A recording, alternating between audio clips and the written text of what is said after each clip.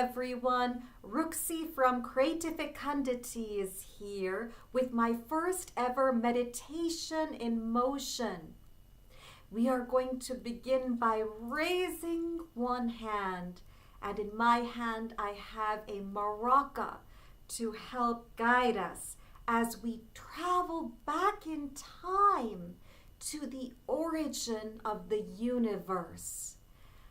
Feel yourselves in stillness, just as all the components of the universe were in a compact oneness. And what we scientifically know as the Big Bang is actually corroborated in the Bible. In the biblical book of Genesis, we know that there is a verse on the Spirit of God moving across the face of the waters. And so, following this Big Bang, we know that there was a colossal circular motion of a dark fluid particle plasma ocean. So let's pretend we are the invisible hand of the Creator, circling this particle plasma ocean in colossal circular motion, round and round and round, around and around and around. Imagine that you are swirling all the universe components that later became the planets with this powerful, energetic force. Truly a testament to the God of the universe.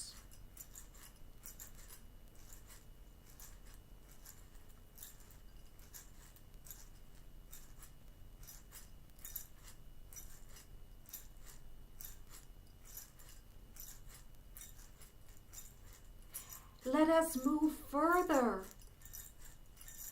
after the origin of the universe to the beginnings of our solar system, which began in a similar fashion.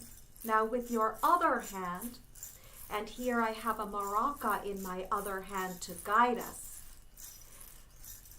you are going to swirl with your other hand the components of our solar system, our solar nebula plasma, in an accelerated whirling motion. Notice the pattern of the circular motion, which reflects the Creator's original and unique cyclical signature that we see reflected in the revolution of the planets around the sun and in the rotation of the individual planets. Here we are, engaged in creation, understanding the Creator and God of our universe, having a hand in this creation, which is corroborated by scientific texts on the universe, the cyclical motion that began both our universe and solar system is consistent and reflects the one and only Creator who originated us. And now that we understand the cyclical motion, we have an understanding of the essence of eternity, with the whirling and swirling that keeps continuing on endlessly, that movement itself, that eternal essence, is ingrained in the Creator's essence. And that eternal essence that is characteristic of the Creator lies within all of us, in the soul that the Creator breathed into every one of us. As we know from biblical revelation, and as we know from the qualities within us that lie in an ever-growing development and formation. Now, let us move along. Let us move along to our soul's purpose. And in order to arrive at our soul's purpose, we are coming from this knowing of the eternal essence of the Creator, which recurs and continues into our soul's purpose. We have two groups. We can call them two groups or two pathways, two main directions to reuniting with the Creator at the end of our existence. One pathway is independent and individual, and the other pathway is in relationship and relational. We have our soul's purpose lying in one of these two main pathways to arrive to reach our Creator at the end in a holistic spiritual formation and essence. How do we figure out what our soul's purpose is? Just as the Big Bang began from a point of stillness, rest, and jettisoned all the particles out into the distance,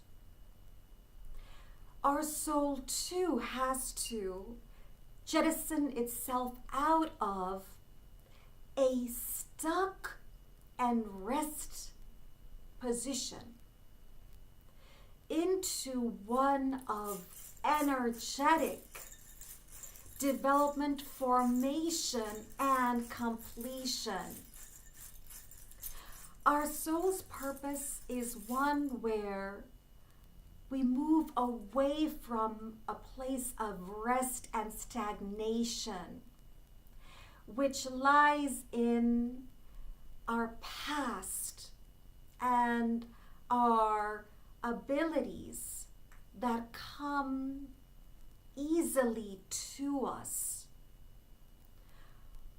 We need to break free from those stagnant abilities and qualities and develop more fully our qualities and abilities to form ourselves and our souls holistically, so that we are ready to rejoin the Creator at the end of our human existence, when we fully enter our spiritual essence.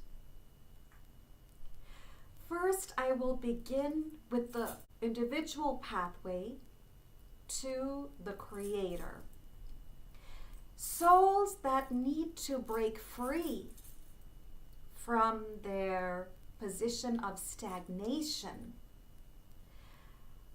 are those that have been stuck in a dependence and reliance on others to think for them, act for them, feel for them, decide for them.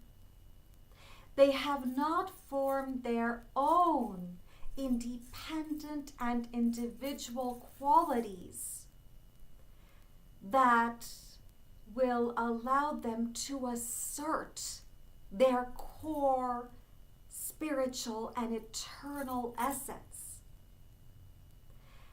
And in order to unleash this independence, individualness, assertiveness, and self-affirmativeness, what the soul needs to do is to break free. The sole purpose lies in pursuing a career, life path, calling, vocation, form of living that is individual, independent, distinct of others, different and highly self-reliant. These individuals must break free from groupthink, partners in relationships, the whole social fabric, and independently reach out to the Creator in direct communication to develop their own eternal essence, to discover that essence, and to shine it forth, and to be confident in themselves of their identities that the Creator gifted to them. And by doing so, they break out of their over-reliance on others, telling them who they are, how to think, what to do, by developing their own determination of their identification and their soul's purpose. This path is akin to an individual spiritual seeker, a servant or religious service provider to the divine. We see monks and nuns with this position, rabbis and priests, Tibetan Buddhist monks. We see people engaged in quiet reflection and solitude. They focus their lives on reaching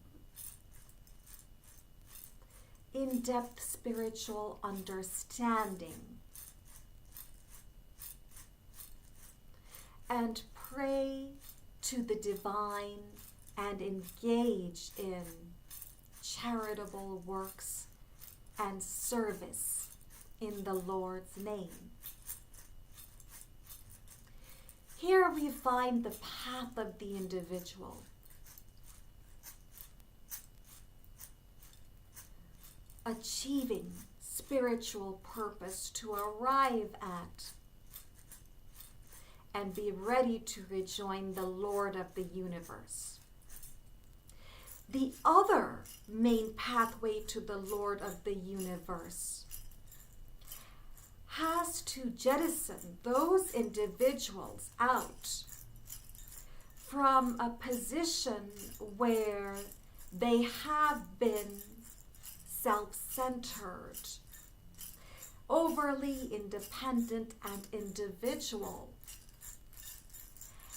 and have neglected the parts of themselves that are interdependent and relational.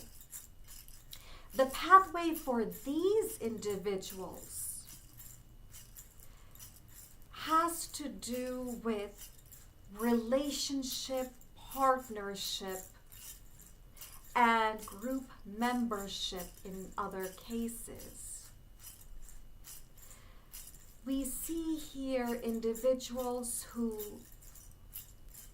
find it easy to dictate their will, but have a very hard time to compromise and conjoin others' wills with their own in harmony and synchronicity. Their pathway to full spiritual essence and soul development lies in relinquishing their individuality and independence and entering into equal relationships and partnerships. And in the one-on-one sense, that becomes joining another in equal relationship and partnership. Those who have struggled with relationships and partnerships, especially maintaining a long-standing and lasting relationship and partnership, that is their main goal and pathway to essence development in this lifetime. It is to join with another and develop together. But that doesn't mean they completely absolve their distinct identities with another. What they do is they reflect the qualities of the other while in relationship together, thereby preserving their original independent identities and adding to them with these relational qualities that they possess and acquire in relationship with the other for a fully formed spiritual formation and soul unit. Here you can see and feel the overlap of both souls in a relationship coming together and cherishing the other and becoming a spiritual whole that is eternal. For other people, this transpires as relationship to a group. And that relationship to a group allows that individual to associate with, understand, and relate to multiple others. Find those spiritual essences of all those others and integrate those essences in the self. And so we see these multiple pathways, such as we can see career paths with teams in organizations that work together towards a common goal of importance, especially divine import. And that can mean helping to save the environment and human lives by recognizing the importance of the Creator's divine spirit in those lives. And we can see the one-on-one partnership and relationship in spousal couples, in the relational aspect where two souls come together and overlap forever, join together to worship the Creator and thereby arrive at their complete spiritual essence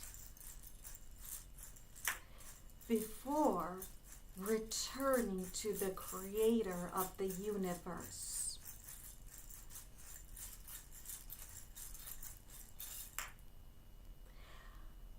What spiritual purpose do you have? Have you achieved this spiritual purpose? If not, inevitably you are going to achieve it, because the Creator leads us through divine determination